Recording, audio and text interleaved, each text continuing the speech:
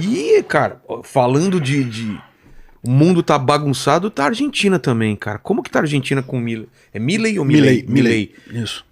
Você esperava que ele ia ganhar? Olha só, ele é um ANCAP? O que ele é, cara? Eu sei que ele veio com um discurso todo diferente, todo mundo preocupado. Como que tá lá?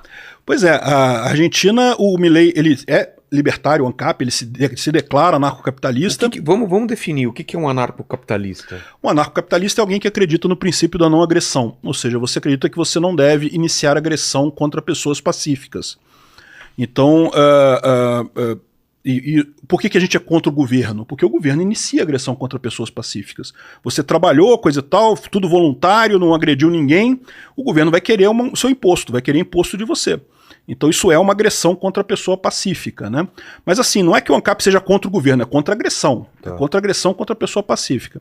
E dessa forma, a ideia que a gente tem é a seguinte, você numa economia, qualquer relação voluntária que você tem, você gera valor. Porque você só fecha uma relação voluntária quando é bom para os dois lados. Claro. É voluntária exatamente por causa disso. Ao passo que as relações mandatórias, obrigatórias, coercitivas, elas destroem valor. Então, quanto menos Estado você tiver numa economia, melhor, mais valor você vai gerar com essa economia. E o que o Milei está propondo para o pessoal lá... para regular os excessos nessa... Porque alguns grupos vão ficando mais poderosos que os outros nessa troca, porque tem mais poder e podem fazerem as famosas, né? Cartéis tipo e tal, coisa. E definir um preço que não seria aquele regulado normalmente, e aí... Como que faria essa regulação? Existe gente que acredita nisso. Mas existe também gente dizendo que cartel só se forma se você tiver governo. O governo, ele ajuda a ter os supercampeões. Não, olha só, o que acontece? Olha o que aconteceu com os bancos brasileiros. O Brasil já teve banco pra caramba, um monte de banco. Aí, cada crise que passava, eles faziam mais regulamentação para evitar crise. E aí, o que acontecia? Menos bancos você tem. Quanto menos bancos você tem, mais cartel eles fazem, né? Verdade. Então, mais poder eles têm. Mais poder tem os grandes e menos os pequenos. É isso que acontece em todo lugar. O governo começa com regulamentação, em princípio pacífica, ou seja, com uma boa intenção de evitar quebra, evitar problema, mas acaba favorecendo sempre os grandes. Toda regulamentação favorece o grande. Porque o grande, aquele negócio lá, vamos supor, o governo criou uma lei trabalhista agora que você tem direito a 2 horas por dia de graça sem trabalhar, sei lá. Para uma empresa grande, o cara vai botar lá na planilha dele, né, 0,2 aqui, multiplica aqui, pronto, né, já deu o que eu tenho que eu vou perder com essa lei. Acabou, resolvido o problema dele. Para o pequeno empresário, você tem uma lojinha ali que a mulher tem lá, tem uma atendente para coisa. Como é que ela vai resolver isso? Ela não consegue. Então, ou seja, sempre ajuda o grande e prejudica o pequeno qualquer regulamentação. E daí a ideia do liberalismo é o mínimo possível de intervenção governamental. Tá. Quanto menos governo você tiver, melhor, né?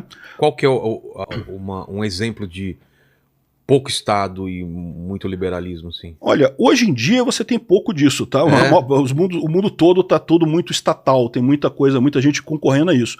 Mas você tem exemplos históricos. O próprio Brasil teve uma época com pouca regulamentação, com muita liberdade econômica. Quando? Né? Na época do Império, coisa e tal, antes do Império, coisa e tal. Os Estados Unidos é um outro exemplo histórico também, né? Que tinha também uma liberdade muito grande para você fazer as coisas lá. A Suécia tinha uma liberdade econômica muito grande também. E todos esses países foram perdendo essa liberdade. Por quê? Porque o governo ele tende sempre a crescer, né? A tendência do governo é sempre trazer mais coisa para si, controlar mais a economia e com isso gera pobreza mais para o mundo. E o que acontece lá na Argentina? A Argentina tem esse problema. O grande problema da Argentina é esse. Ele tem um estado enorme. Tava quebrado. Totalmente quebrado. Continua quebrado, né? Assim, isso não é uma coisa que se resolve fazendo assim. Tava quebrado por quê, basicamente? Exatamente porque a Argentina foi um país muito rico. Lá na virada do século, né, século passado, 1900 para os anos 2000, era muito rico, aí justamente começou a ganhar candidatos que prometiam resolver o problema da inequidade. Não, a Argentina tem que ser rica para todo mundo, então vamos fazer aqui, cobrar imposto, vamos pagar um monte de coisa para as pessoas, pagar uma parte da conta de luz e coisa e tal. Isso foi não crescendo, porque para você ganhar a eleição você tem que prometer mais disso, se você não prometer você não ganha, e com isso o governo tinha cada vez mais gastos e começava a sufocar cada vez mais a economia. Nunca resolveu o problema dos pobres, porque no final das contas não tem como resolver isso, acaba concentrando a renda do governo, e o que o Milei está fazendo lá justamente é isso, ele está tentando fazer uma refundação da Argentina. Está querendo trazer a Argentina para bases mais liberais, como as que haviam na Argentina antes dos anos do peronismo, né? Se ele vai conseguir ou não, a gente não sabe, mas o discurso dele encantou os argentinos gostaram disso, porque, é como eu falo, todo presidente na Argentina prometia ajudar mais subsídio, coisa e tal, e nenhum entregava. No final das contas, entregava só mais inflação. Então, dessa vez, chegou um cara que falou, olha só, não vou entregar nada porque a gente não tem dinheiro para nada. Mas eu prometo para vocês que a gente vai lançar a base e vamos ter uma Argentina rica de novo mais adiante, né? O pessoal comprou a ideia, né? Também porque os outros candidatos eram muito ruins, a verdade é essa também, né? O ministro da Economia concorrendo? Imagina, o ministro da Economia da maior inflação da América Latina querendo ganhar coisa, dizendo que vai... Não, vou resolver o problema da inflação. Por que não resolveu até agora? Exatamente. Cadê? Que solução é essa que só pode ano que vem, agora não pode esse ano? Enfim, tem esse problema. Mas o Milei conseguiu, e ele também tem uma personalidade muito forte, é um cara muito midiático. Nesse ponto é parecido com o Bolsonaro em termos de... Muita gente compara o Milei com o Bolsonaro, eu não gosto dessa comparação, porque a verdade é que em termos de ideologia, eles são muito diferentes. O que eles têm de similar é justamente essa capacidade de... Populismo... De falar bem com a população, falar na internet, trazer gente na internet. Tem uma dinâmica muito boa o Milei isso. E o que separa eles ideologicamente? Justamente a questão direita versus libertarianismo, né? O Bolsonaro é um cara muito mais focado em pauta de costumes e coisa e tal, embora... Verdade seja dita, ele botou o Paulo Guedes lá na economia, que realmente reduziu um bocado, né? Foi o primeiro governo do Brasil que teve redução do tamanho do Estado, que terminou o governo gastando menos do que pegou o governo. Sempre teve aumento aqui no Brasil. Até o Fernando Henrique Cardoso, que em tese é chamado de privatizador, aumentou pouco, mas aumentou. Enfim, mas a pauta do Bolsonaro é outra. O Bolsonaro tem todo esse lado também mais ligado a militarismo, né? Gostar de militares e coisa e tal, que o Milei não tem isso. O Milei é um libertário, ele quer a pauta econômica. O Milei é economia. Aproximação com os evangélicos, o Bolsonaro. Pois é, então essa é a diferença dos dois, né? Eu me comparo ou me reconheço muito mais no Milei do que no Bolsonaro. Entendi. O Bolsonaro, em relação ao Lula, eu preferi o Bolsonaro. Mas realmente não é o que encaixa comigo, né? Enfim... E o que aconteceu? O que foi aprovado lá no Congresso, lá na Argentina? Pois é, quando o Milei assumiu, ele fez uma estratégia que eu achei muito interessante. Ele já tinha preparado um grande pacotão, tipo assim, tudo que eu quero mudar de legislação no país para a Argentina voltar a crescer. Ele chamou isso de lei de bases ou lei ônibus, né, que é lei para tudo, para todo mundo, para tudo. Então, uma lei só que mudava a coisa toda, revogava um monte de leis, alterava um monte de coisa nas leis argentinas e coisa e tal. Era um monte de artigos lá, uma lei enorme. E por que foi uma estratégia legal dele? Porque ele chegou no primeiro dia, botou esse negócio lá no Congresso, falou, preciso disso daqui, coisa e tal. Teve que negociar, é lógico, não conseguiu aprovar tudo que ele queria, teve que abrir mão de uma série de coisas lá. Principalmente a parte da reforma tributária é uma parte que doeu um pouco, porque era uma coisa que o Milei precisava muito, mas não conseguiu aprovar, teve que tirar desse pacote, mas conseguiu aprovar o grosso do pacote, passou. O resto vai ser votado mais adiante, né? Eles vão continuar votando isso, mas eu acho que essa técnica da tratamento de choque, né? Tu chegar com... é isso que eu quero fazer. Desculpa. É isso que eu quero fazer. Tá aqui o calhamaço todo do que eu quero fazer. Acabou ajudando o Milei, né? Deu a incisividade, ficou incisivo, né?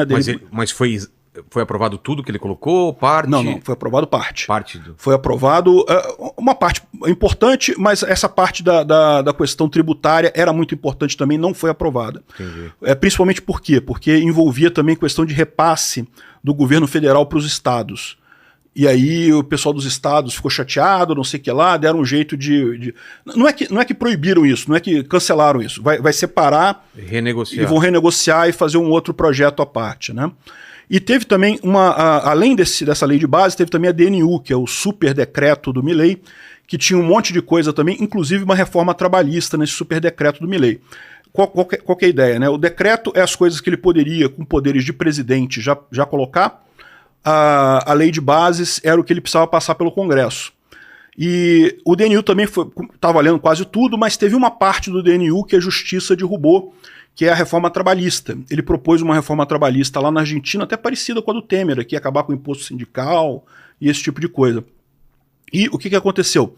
A Justiça derrubou, não porque, tipo assim, não pode esse tipo de reforma, não é isso. Falaram que tem que passar pelo Congresso. Então o Milei vai ter que fazer essa parte que estava no decreto, ele vai ter que passar isso pelo Congresso, vai fazer isso daí. Mas, de qualquer forma, a grande vantagem é essa. Como ele botou essa pedrada logo de cara, aprovou muita coisa, agora ficou. Ele tem agora 4 anos de governo para aprovar o resto, né? Para ficar negociando o resto e aprovar o resto. Isso quer dizer que ele já ganhou, que a Argentina está salva e coisa e tal? Evidentemente que não, né? Porque a situação da Argentina está muito ruim. A Argentina está realmente numa situação econômica muito ruim. Então, é uma coisa positiva, está caminhando no sentido certo. A grande questão que vai vir agora é a melhora vai vir rápido ou vai vir lenta? Porque agora piorou.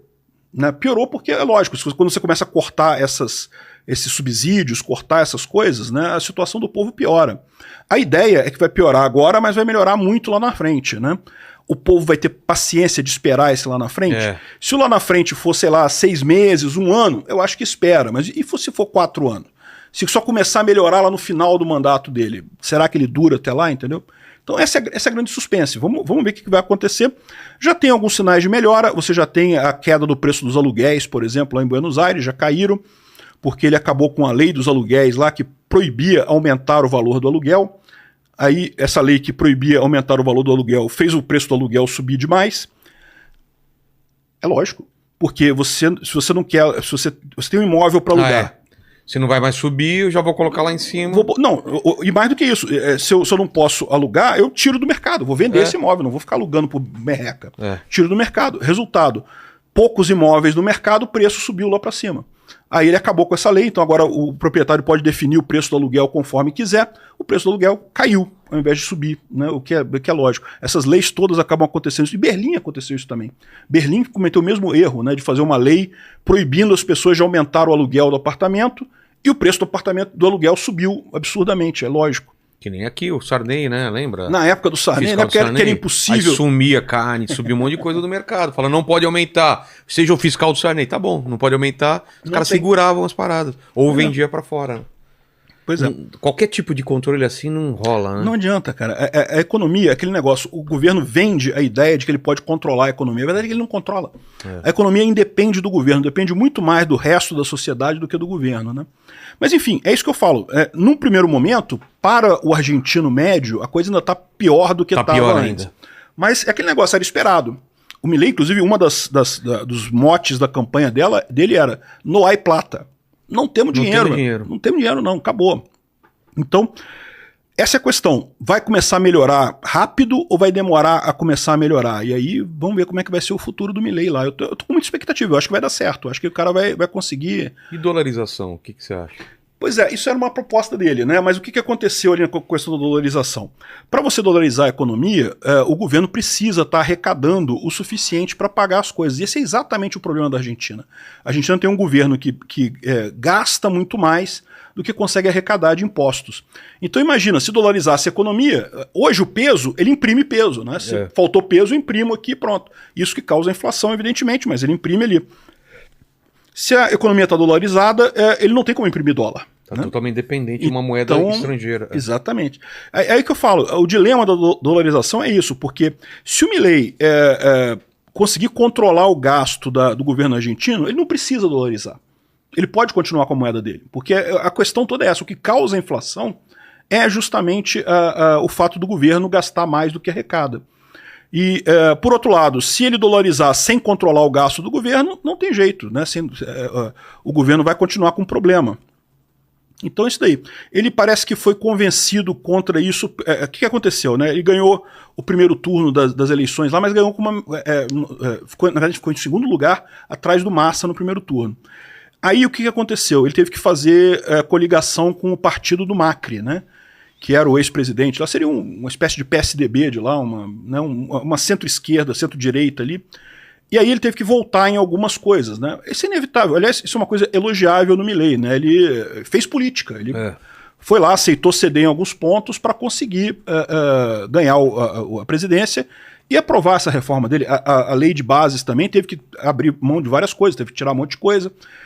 Não tem jeito, né? Uma democracia funciona assim, não pode querer impor tudo o que você quer também de cara lá. Enfim, vamos ver. Eu acho que a sorte está lançada, porque, veja bem, se a Argentina realmente conseguir uma coisa positiva nisso daqui, até para aqui para o Brasil, para o resto da América Latina, vai acabar tendo um efeito muito positivo em termos de liberdade econômica, né? Vai mostrar que o caminho é esse daí mesmo, acabar com esse negócio de de socialismo e coisa e tal, de lei para tudo, regra para tudo, que só atrapalha isso. Como que a gente está nesse ponto? Tá piorando ou tá melhorando? Com o Lula estão piorando muito. É? Nossa Senhora. O Lula, o pior, mas o pior da nossa situação atual não é nem, na minha visão, né? Não é nem a questão de ter leis muito ruins, é que as leis você já não sabe mais o que vale e o que não vale, né? Porque o Alexandre de Moraes decide lá as coisas, se vale, se não vale. A questão dos impostos para as empresas, aí tinha uma demanda das empresas antigas, negócio de imposto, do nada decidiu que o imposto retroage não sei quantos anos para trás, um monte de empresa está com dificuldade para pagar imposto atrasado agora. Tem o caso do Lula com a Vale, que o Lula fez uma ameaça quase que chantageando a Vale para botar o Manteiga lá, né? Pô, uma coisa que... Ou seja, isso não é legal, isso não é questão de leis, né? Não é questão de projetos de lei, de coisa. É questão da forma como está sendo esse governo mesmo, realmente. E por que ele a gente está voltando muito atrás. O cara lá... Manteiga? Porque o Manteiga foi ministro da Fazenda dele, né? Foi o Haddad dele lá no segundo governo do Lula. E depois, com a Dilma, o Manteiga foi quem quebrou a economia brasileira. Foi a culpa da crise da Dilma foi do Manteiga. E o cara ainda foi envolvido no Lava Jato ainda. Então o cara foi meio que jogado para escanteio, ele tá aí, ele não consegue emprego em lugar nenhum. Quem que vai querer botar um cara desse na sua equipe, porra? Aí o Lula, para agradar o cara... Aí não pode ter emprego público, porque uma das punições que ele teve pelo envolvimento dele na Lava Jato é proibição de ter emprego público por, sei lá, 20 anos, alguma coisa assim. Então o Lula não pode contratar ele para o governo. Aí o Lula queria que botassem ele como na presidência da Vale. Olha só que absurdo isso. As ações da Vale desabaram, né? Em tese, o Lula não tem como obrigar a Vale a botar ninguém na presidência. A Vale é uma empresa privada, né? Só que ele começou a ameaçar, fez um monte de ameaça. E, de fato, agora ele está cobrando uma dívida, que ele inventou essa dívida de 21 bilhões de reais de uma concessão que já foi concedida. Enfim, é uma coisa que não tem... É insegurança jurídica pura, né? É o que a gente está vivendo aqui. Que mais? A parte econômica. Bom, aí que tá, né? É o que eu falo para vocês, a economia depende muito mais da sociedade do que do governo, ao contrário do que muita gente pensa. Agora, vamos ver, eu não tô otimista não, eu tô achando que vai ser problemático aí esses próximos anos de governo Lula. Vamos ver se sai alguma coisa. E lógico, a guerra também tem um fator nisso daí, né? As guerras, né? As guerras, né? À medida que o mundo vai se fragmentando cada vez mais, a coisa fica complicada. O Lula está sendo afetado até agora por essa questão das refinarias que foram destruídas na Rússia. A Rússia interrompeu a exportação de diesel. O Brasil estava comprando diesel pra caramba da Rússia. Não vai conseguir comprar mais agora. Porque tem o mercado interno deles. Eles têm que atender o mercado interno deles lá, né?